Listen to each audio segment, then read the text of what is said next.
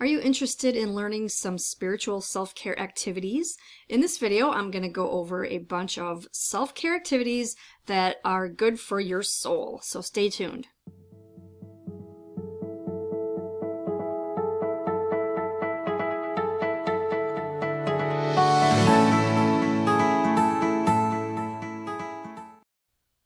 Alright, so let's get into this video about spiritual self-care activities.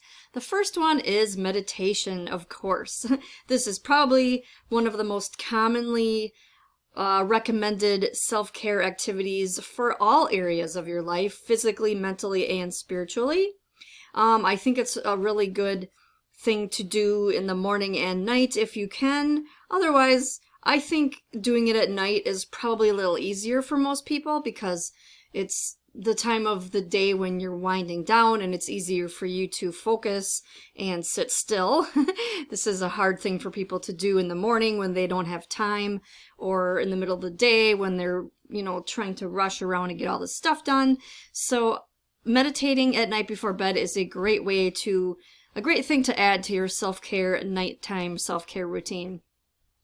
The next one is prayer, and this is like on the opposite end of the spectrum of meditation, because meditation is more for people that are not into religion, although you can obviously do either one of these no matter what your religion is or whether even you have a religion. But prayer tends to be the thing that people turn to when they are asking God for something that they want in their life. So, you can take this one or take it or leave it, but I think this and meditation are very similar because you're connecting to a higher source.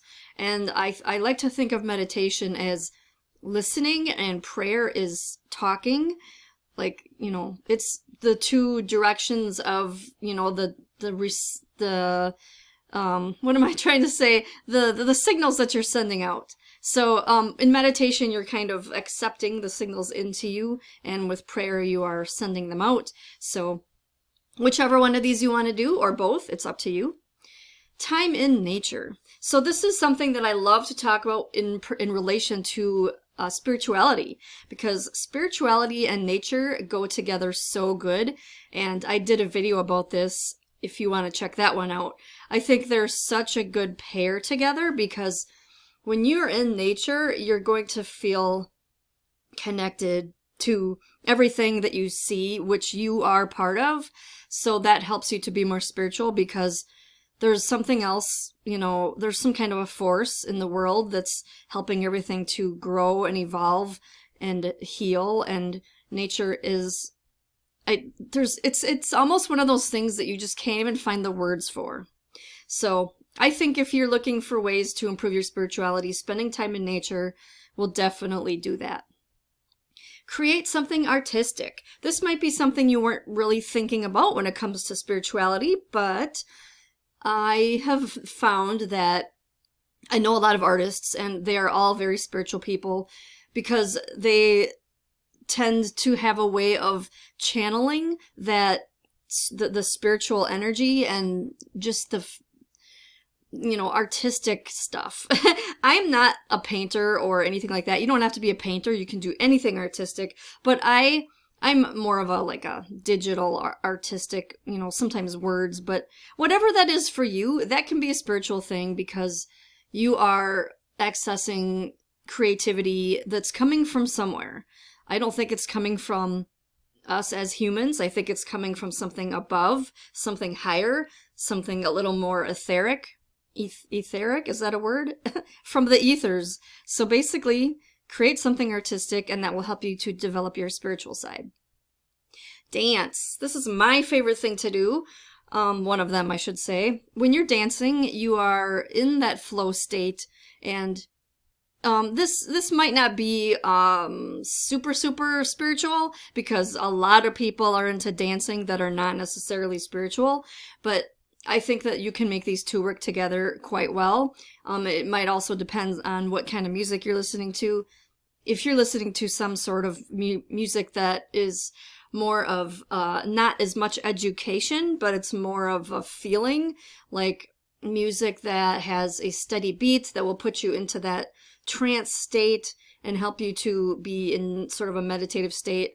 That's the kind of dance that helps you feel spiritual. And there's a lot of dance that is spiritual, particularly like ecstatic dance. And I think that is where you are, it's like a freestyle kind of dancing where you're not really listening to top 40 pop music. You're listening to music that's calling to your soul, that makes your body move in, you know, just random ways, however you want to move. It's expression. And it's like, you know, the spiritual side of you coming out. It's like the spiritual energy flowing through you. That's why I love dance so much. So the next one on the list here is take a bubble bath. You might be wondering, how is this spiritual? Well, you can do many things in a bubble bath that are spiritual, such as sort of rituals or ceremonies. Like, let's say you have a lot of candles and you might want to have some incense going. You might want to, if you follow those pagan type religions like Wicca, you might be one of those people that, you know, does certain ceremonies and rituals and things like that for certain times of the year, like all of the natural holidays and festivals. Like I've got a lot of them in my it's the wheel of the year. That's what I was trying to say. So I kind of went off on a tangent there, but that's one of the things you can do in a bubble bath. And also, of course, you know, it's just de-stressing. You can listen to music in a bubble bath. You can make this your own little sanctuary. Like, make it your own little self-care me time where, you know, you can do things in there that you don't have to have anybody else around, you know, the things that are just your personal, whatever you want to do. The next one is read sacred text. So this is not just Bibles. This is every religion out there that has a sacred text. Or it doesn't even have to be a sacred text in that sense. It can be any spiritual book that helps you to gain wisdom, gain knowledge, and things like that. There are thousands of them out there, probably even millions. So there's no shortage of them. So just grab a book that's about some sort of spiritual subject you want to learn about. Grab a notebook or a journal, take notes, and really contemplate the information in there. That's one of my favorite things to do. Another thing you can do for spiritual self-care is volunteer. So the reason why this is spiritual, because we are all one, and when you help others, you are helping yourself. You are helping to develop empathy. You are helping to feel grateful for community. There's so many benefits to this, and you can volunteer in anything. Plant trees, serve the needy dinner, you know, anything like that that can help you to become more of a part of your community. The next one is yoga, and of course this kind of goes hand in hand with meditation sometimes. This is also something that's spiritual in nature, but also physical and mental in nature. Another one of those things that's good for all three. And especially when you do yoga outside, that is a great way to combine nature and yoga. It's just amazing. And then the next one on this list also kind of goes in with those, and that's journaling. I love to talk about journaling and meditation together, and journaling, meditation, yoga, all that stuff is perfect self-care routine activities because you can do them in the morning or at night. You can do them any time of the day, really. But they are perfect bookends for your day, beginning and end, if you can. So journaling is the thing that makes journaling special. Is this is another one that's good for the body, mind, and the soul, but it's also crucial for you to express yourself. Journaling is probably most beneficial for your mind, for your mental health, but you can also incorporate journaling in with spiritual subjects, like the one that I previously showed about the sacred text. You can journal about the information that you're reading. You can integrate it into your life and learn lessons from it. And also you can find your life purpose through journaling. And finding your life purpose is a really spiritual activity, because I really believe that, you know, the modern world is not set up for our happiness. Our happiness must come from why we are here, and that has to be a deeper thing. I don't think you can find your life purpose in just going to work and taking care of obligations. It needs to be something deeper. It needs to be something bigger, and that is what life purpose is. And so journaling is a great way for you to find that. The next one is music or sound healing, and basically what these boil down to is vibration.